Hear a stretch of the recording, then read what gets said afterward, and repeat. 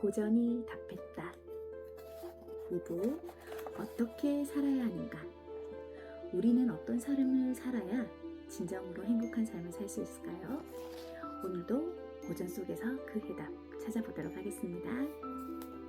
오늘도 여러분은 한 걸음 성장했습니다.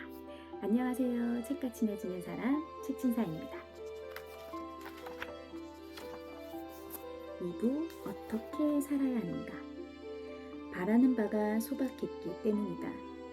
결혼 10주년 아내와 함께 신혼여행으로 갔었던 프라하로 다시 여행을 갔다.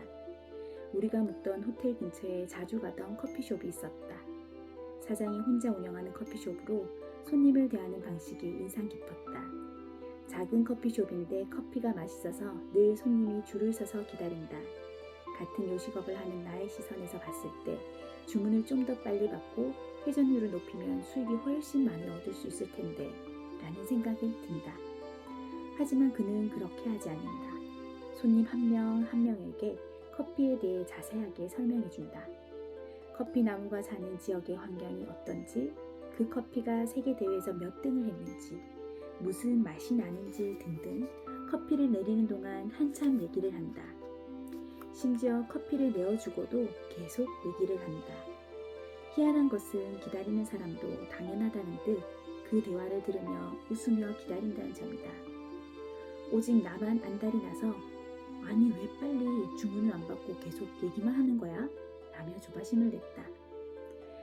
계산하는 과정도 우리나라보다 3배 정도는 오래 걸린다. 카드를 주고받고 영수증을 확인하고 현금인 경우 거스름돈을 내어주는 동작도 엄청 느리게 보인다. 내 눈에는 그야말로 복장이 터진다. 이제 끝인가 싶지만 사장은 그 손님이 커피를 들고 문 밖으로 사라질 때까지 계속 인사를 나눈다. 오늘 좋은 하루 보내라, 내일 또 보자, 내일은 1시간 늦게 문을 연다 등등. 그 손님이 완전히 사라지면 어느 정도 정리를 하고 그 다음 손님에게 주문을 받는다. 기다리는 사람도 재촉하는 법도 없다. 단 한 번도. 이런 여유는 도대체 어디서 오는 걸까? 포털 사이트에서 체코를 키워드로 검색했다. 국가별 GDP 47위, 대한민국 13위, 1인당 GDP 순위 37위, 대한민국 29위. 우리나라보다 훨씬 못 산다. 그런데 대체 왜 돈을 빨리 벌려고 애쓰지 않을까? 왜 회전율을 높이지 않고 손님과 계속 대화를 나눌까? 이런 내게 정신이 번쩍 들게 해주는 문장이 바로 플루타르코스 영웅전 안에 있었다. 스파르타인이 삶이 편했던 것은 바라는 바가 소박했기 때문이다.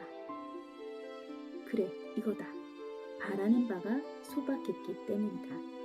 외과 체코 사람들의 모습을 보고 답답함을 느꼈던 건 나도 모르는 사이에 돈을 빨리 많이 버는 게 좋다라는 생각에 젖어 있었기 때문이다. 여기서 소박의 의미는 무엇일까? 여기서 소박의 의미는 꿈이 작다는 게 아니다. 체념하고 포기했다는 뜻도 아니다. 현실을 정확하게 파악하고 그 안에서 최대한 자신의 행복한 삶을 누리는 것이다. 그 커피숍 사장님은 돈은 버는 게 아니라 하루를 충실하고 행복하게 사는 중이었다.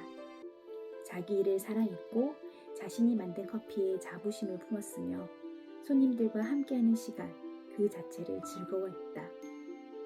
우리는 보통 일해서 번 돈으로 나중에 행복한 시간을 보내야지 라고 생각한다. 하지만 아니다. 나중에 행복한 시간은 없다. 지금 당장 행복해야 한다. 그렇다면 누군가는 지금 당장 행복하기 위해 그 일을 그만두고 돈을 쓰기만 하라는 거예요? 라고 물을 수 있다. 아니다. 일에서 행복을 찾으면 지금 행복할 수 있다. 우리는 대부분 일을 하며 살기 때문이다. 사고방식만 바꾸면 일하면서도 얼마든지 행복할 수 있다. 나는 2005년에 개그맨 문천식과 함께 대학로에서 아트라는 연극 무대에 섰다. 그 당시 대학로에서 연극을 하는 친구들과 술을 마시는데 묘한 기분이 들었다. 천식이에게 말했다. 천식아, 지금 우리는 이 친구들보다 돈을 30배는 많이 버는데 왜 저 친구들이 우리보다 훨씬 행복해 보일까? 당시 대학로에서 연극하는 사람들은 한 달에 100만 원도 못 버는 사람들이 대부분이었다. 그때 나와 문천식은 밤무대와 행사 등으로 월 3천만 원은 좋게 벌었다. 그런데 우리는 행복하지 않았다. 지금 나와 같은 소속사 배우 진성규가 속해 있다. 진성규에게는 영화로 유명해지고 돈을 얼마든지 많이 벌 수 있는 기회가 많았지만 그는 돈을 쫓지 않았다. 돈보다 연기 자체를 즐겼다. 유명해지기 전에도 그랬고 지금도 그렇다. 송강호, 황정민, 김윤석 모두 그랬을 것이다. 돈을 쫓지 않는 게 바라는 바가 소박하다는 말이 아니다. 돈을 쫓지 않을 수 있는 힘이 위대하다는 말이다. 플루타르코스는 그 당시에도 대부분 사람이 돈을 쫓는 삶을 살기 때문에 그렇게 표현했을 것이다.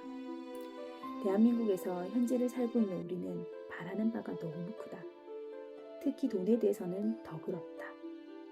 1억 원이라는 돈을 너무 쉽게 생각한다. 대한민국 사람들 대부분의 꿈이 수백억 자산 가구 건물주다. 바라는 바가 너무 크다. 아니 크다기보다 비현실적이다. 지금 대한민국 1인당 GDP가 34,100달러다. 우리 돈으로 환산하면 4,700만 원 정도다. 그런데 자기는 수백억 자산가가 될 거라 믿는다. 4,700만 원과 수백억 원은 차이가 커도 너무 크다. 그 차이에서 상실감이 발생한다. 이 돈의 차이만큼 우리는 행복하지 못하다. 다시 말하지만 꿈을 작게 가지라는 말이 아니다. 꿈을 정확하게 가지라는 것이다. 플루타르코스는 바라는 바가 소박했기 때문이라고 표현했고 이 말은 곧 바라는 바가 정확했기 때문이라는 뜻이다. 나는 누구인가? 나는 얼마짜리 인간인가?를 아는 삶이다. 내가 남보다 돈을 적게 버는 사람이라 불행하다는 생각을 버려야 한다. 무조건 돈을 많이 번다 해서 좋은 건 아니다. 자기 그릇에 맞는 만큼 벌면서 자신의 일을 사랑하고 그 일을 통해 남을 위해 할 수 있는 시간을 살 수 있는 삶. 그게 행복한 삶이다. 자, 조용히 눈을 감고 다시 한번 생각해보자. 나는 무엇을 위해 돈을 버는가? 얼마를 벌려고 목표를 삼았는가? 왜 돈을 많이 벌려고 하는가? 그 많은 돈을 벌어서 어디에 쓸 것인가? 지금 행복한가? 지금 얼마를 벌고 있는가? 그 돈을 벌면서 행복한가? 플루타르코스가 말하는 바라는 바가 소박한 삶을 느끼려면 대학로에 가봐라. 무대 위에 있는 배우들의 얼굴을 보라. 돈을 뛰어넘어 열정으로 가득 찬 그 얼굴들을 보라. 그들처럼 돈보다 소중한 그 무엇을 실천하는 사람들에게는 결국 나중에 돈이 저절로 따라온다. 부디 선순환의 철학을 자기 삶에 정착하기를 바란다. 나 역시 이번 체코 여행과 플루타르코스 영웅전을 계기로 다시 한번 돈에 대한 철학을 바로 세웠다. 자칫 흔들릴 뻔한 내 삶을 바로 잡아본다. 자, 오늘도 내 인생의 한 문장을 찾아볼까요? 저는 이 문장이 가장 가슴에 와닿습니다. 소박의 의미는 꿈이 작다는 게 아니다. 체념하고 포기했다는 뜻도 아니다. 현실을 정확하게 파악하고 그 안에서 최대한 자신의 행복한 삶을 누리는 것이다. 꿈을 크게 가지는 건 좋지만 현실과 꿈과의 괴리가 너무 큰 것도 지금 당장 행복한 방법에서는 좀 거리가 있다는 생각을 하게 됩니다. 저도 꿈을 크게 가지고 항상 쫓아가는 삶에 좀 급급했다는 생각이 드는데요. 오늘부터는 작고 소박한 꿈으로 오늘 하루 이 순간을 행복하게 살아야겠다는 생각을 해봅니다. 자, 오늘도 함께 성장하는 함성과 박수로 마치도록 하겠습니다. 수고하셨습니다. 와!